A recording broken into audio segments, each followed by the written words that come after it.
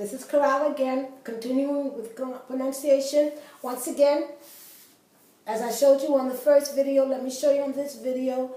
This is an example of the cards that I create in order to teach Spanish pronunciation. You can go into iStudyGuides.com, Pedience.com, iPedience.com, WelcomeNetwork.com. You can go there and you can look for a card, and it's called Basic Spanish, and in parentheses, pronunciation. There are hundreds and hundreds of cards that I've created, and you can download them. They're all for free. Okay, so you're more than welcome. I'm going to teach from these cards now, and I'm teaching, and I forgot to put this in the alphabet when I was teaching the alphabet. I didn't put the Z, the theta, in the box. I did talk about how I pronounce the theta in Spanish. I pronounce it weird. I pronounce it like a TH. And in Latin America, nobody does that. But that's the way I learned how to pronounce it, and I've stayed with it. I guess it's almost like somebody in North America, instead of saying tomatoes, they say tomato. And it, sounds weird. But anyway, so that's just how, and guess what letter I'm talking about? I'm talking about the theta here. Okay, so let me just put this away. And let's look at some more sound. The theta in Spanish is not as weird as the U is in Spanish, but it does have its weirdness. That is, it's not consistent. If you have the theta or the Z, and it is before the soft vowel, either A, I'm speaking Spanish here, A or E. In English the letters are E or I. So you have the Z before the E or the I. The C changes from the Z and it becomes a C. Right? So you have a theta antes de la E y la I. ¿Qué pasa? La theta llega a ser la C. Okay, so here we go. Realizar, realice. Empezar, empiece. Avergonzar, avergüence. Tropezar, tropiece. Danzar, dance. Gozar, goce. Rezar, rece. I feel like I've been saying THs all, which is really weird. Okay. I try to pronounce this theta like that, but it just doesn't come out. When what it comes out? The actual Z sound comes out. And there is no Z sound in Spanish. Okay. All right. Now, so this is the Z when it's placed in front of the E and the I, or la theta en frente de la E y la I. The Z becomes a C. Now, let's take the opposite viewpoint. If the C, la C is placed before the hard vowel A or O, the C becomes a ZC. I'll say it again. If the C is followed by the hard vowel A or O, the C becomes the ZC. La C llega a ser theta C. So you have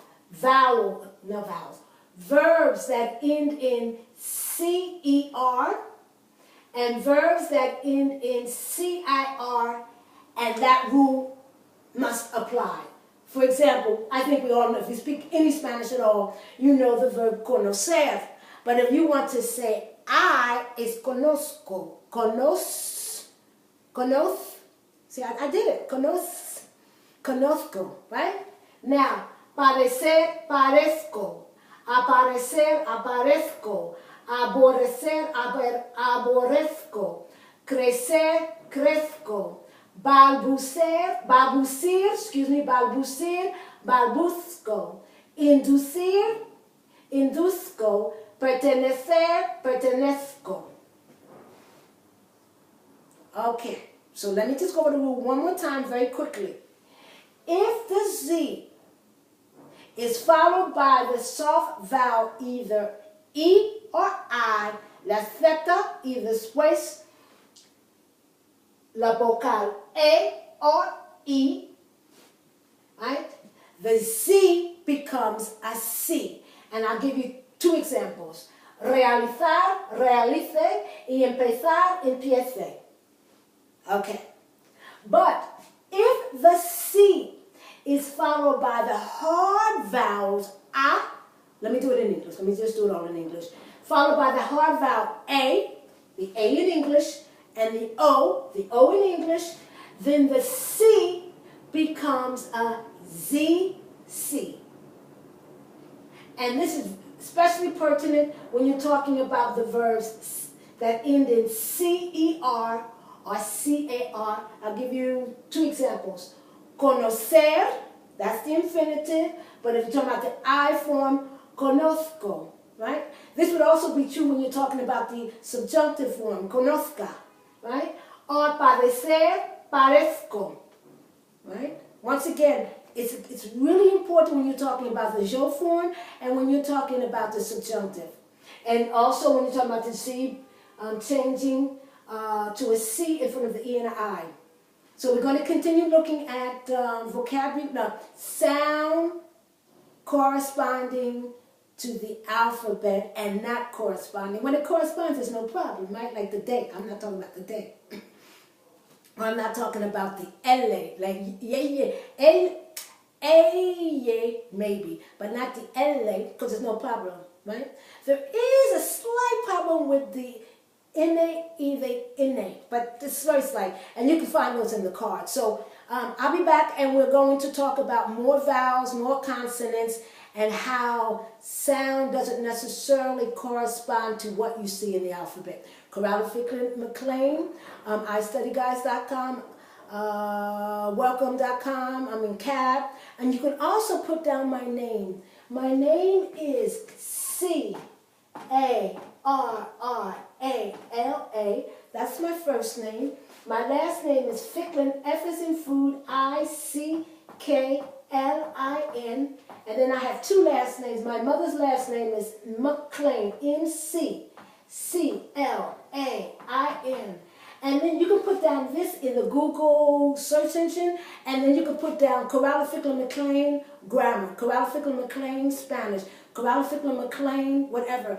And some of my cards will come up, and some of my videos will come up.